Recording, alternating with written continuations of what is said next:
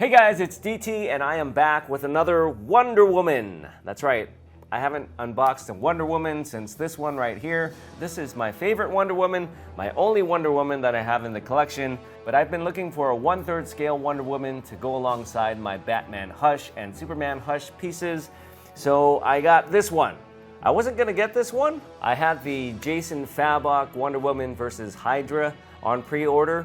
Those two were kind of announced around the same time. I thought they both looked great. I just really like the dynamics of that Fabok piece. However, I'm a big Art Germ fan as well, so this one also appealed to me. I just like the Fabok slightly more. So I ordered that one. As a lot of you guys know, there were delays with that piece. Sideshow still hasn't shipped them yet, but I was gonna be patient and wait.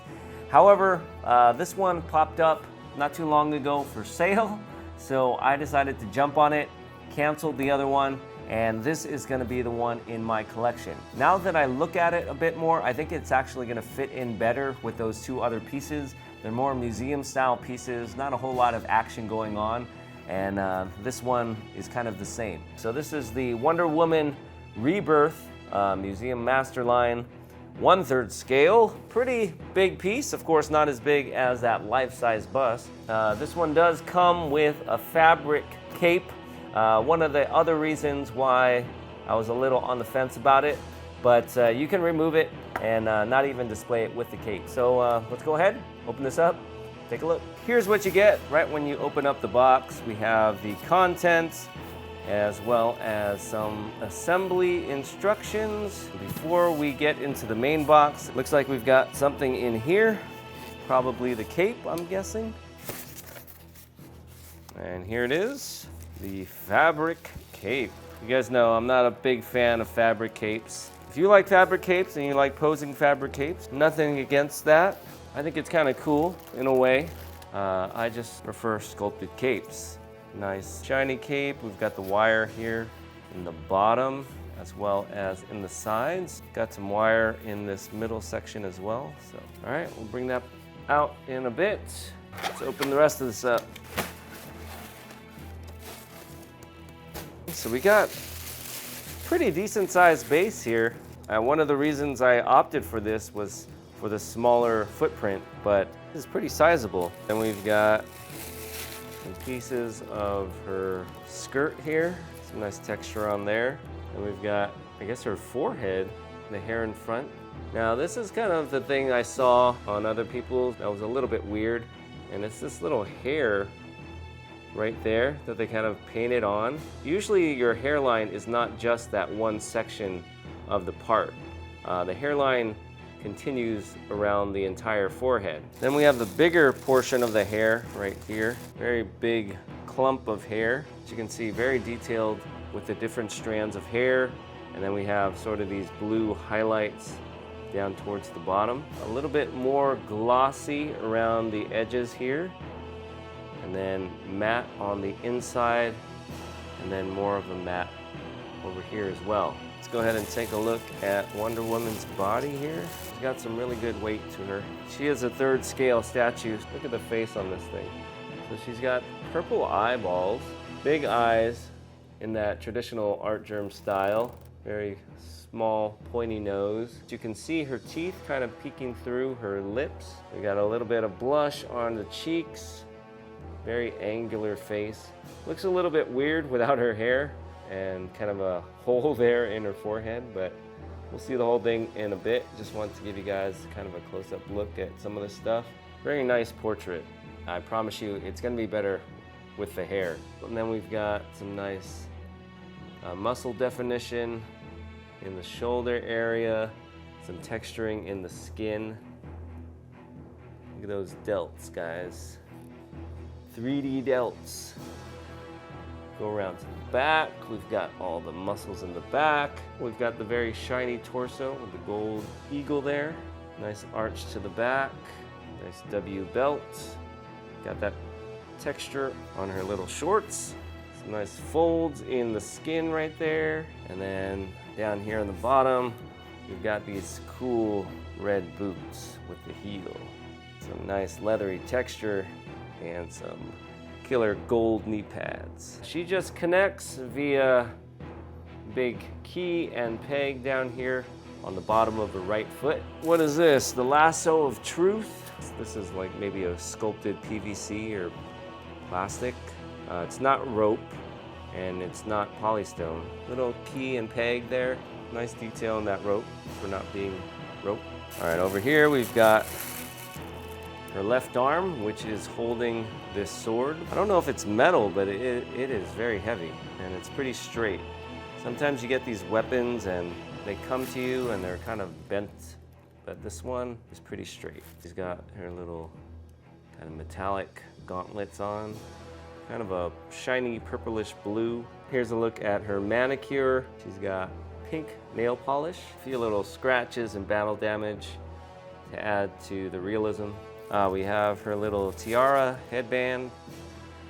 This one is also kind of made out of plastic. It's got a magnet there. It's got one more thing here. Big old Wonder Woman logo. Not sure where this one goes. Maybe on the base. I think it goes right here. We've got her shield. This is a relatively plain looking shield. Sometimes you see Wonder Woman shields and they got a big W, maybe they're red and gold. This one is gray and it's got a little pattern there around the side, some battle damage. And then we have her hand grabbing the leather handles. It's the nicely sculpted hands. Oh, and then we have the other missing piece of her skirt. And it looks like all we have left is the base. Let's pull that out. Oh, there are some more pieces. Sort of looks like a cloud. It's supposed to be, I guess, Wonder Woman shooting up towards the heavens or exploding out of the ground. We've got rocks that are kind of flying. It's a little bit darker than I thought it was, which is nice because it's got a little bit more variety than I had imagined. Then on the bottom, we've got some Wonder Woman kind of designs around the sides, but they made 1,000. This one is 493, so right there in the middle. There's some nice, really dark tones there on the bottom, and then they kind of transition to the lighter shades up on the top. All right, some more skirt pieces. More skirt pieces. Get the turntable out and let's put this thing together. I am going to forego the instructions. I think I can figure this out. We'll see.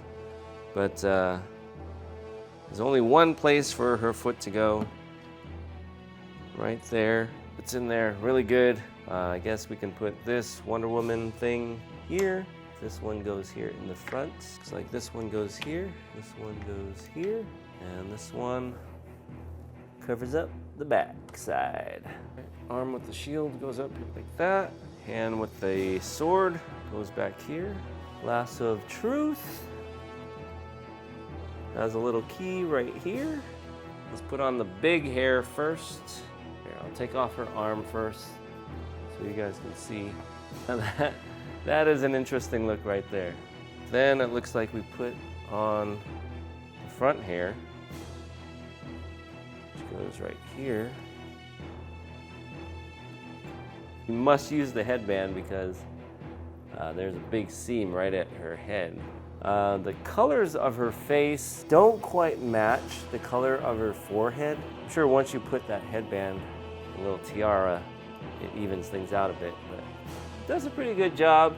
The tiara covers most of her forehead, so we definitely don't see the seam, and we can't really see the transition of colors between her face and the forehead, unless you look really closely.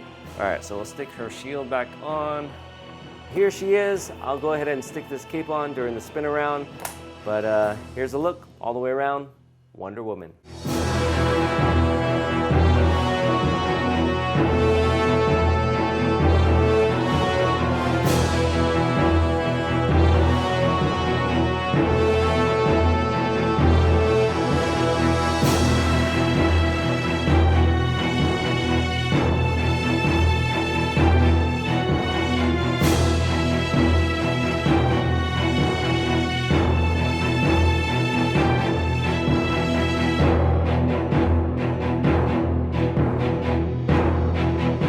All right, guys, so here she is, Wonder Woman. I think this one looks fantastic. Very glamorous looking Wonder Woman. We have this museum style sub base kind of made out of stone. We've got the little geometric carvings around the sides. We've got the Wonder Woman logo up here in the front with some more gold accents and designs around the entire thing. Kind of typical of your Prime One Studios base. And then we've got all this smoke and rocks kind of exploding out of the ground as Wonder Woman is taking off. So she's got a pretty nice action type pose, but still very much straight up and down, which is in line with both the Batman Batcave piece and the Superman Hush. I think she's gonna go well with those two. Some very nice details all around. Really love the vibrant reds that they used here. Colors really pop, especially off of this pretty muted base. She's got her sword out and shield up, ready for battle. My only gripe about the sword and the position of it is that it adds some additional space to the width of the piece. So if you're trying to fit this in a nice little space and you think the footprint is gonna do it, think again, because for one, we've got this big billowing smoke that comes out. And then in addition to that, we have the sword that sticks out as well. Space is always a big concern for statue collectors, especially with these giant 1/3 scale pieces. So any kind of space you can save, especially in the width and the depth, is very helpful. They didn't do us any favors here by making the sword straight out to the side, but you know, I think my space can still handle it. Everything else is pretty compact. I don't think there should be too many issues with display. This big piece of smoke does come out very far in the back. It's gonna create some additional depth as well, but everything else looks fantastic. Probably the strongest part of this whole statue is the face. It is just exquisite, minus that little issue with the hair. I think the Fabok piece is great as well. Definitely gives a grittier side to Wonder Woman. So if you're getting that piece, congrats. You had a little bit more patience than I did. It saved me a few bucks. I think it's actually gonna look better in the setup that I have in mind. As for the cape here, I don't know. I like it without the cape. I haven't even looked at it with the cape yet. I mean, you guys saw it with the cape. I guess I should throw it on there just so I can give you my opinion of it. So it doesn't have a little clasp or anything. You just have to put it over her head, which means you have to take off her hair, which is kind of a pain. I'll do it once, I'll do it for you guys. So we gotta take this off, take her hair off again. So now, once you got that, then you can slip the cape over her head, like so. Let's stick her hair back on. The picture, it's kind of just flying down and then out. I kind of like that because it kind of goes with the shape of her body. All right, so I'll mess with this a little bit before I take the picture, but I don't think I'm going to use it. For one, both the Batman and the Superman that I'll be pairing her with have sculpted capes, so I think it's gonna look a little weird for her to have this fabric cape. Cape is a nice accessory, but you know, I'm used to Wonder Woman battling without capes, so I don't need the cape. I think if you need to fill up a little bit more negative space in your display, a cape might be good. Kind of takes up more room, makes her look a little bit more beefy. But if you don't, it's kind of a distraction, I think. Let me know what your thoughts are on the cape. But there you go. There is a look at the Prime One Studios, I'm just going to call it the Art Germ Wonder Woman Rebirth. I think it's a fantastic piece. Very good for the price. It was especially good when it was on sale and when I used points for it as well. So I got a pretty good deal on this one. So I'm glad I actually canceled the other one. As always, let me know what you guys think in the comments down below. Thanks for watching, and we'll see you guys next time. Bye-bye.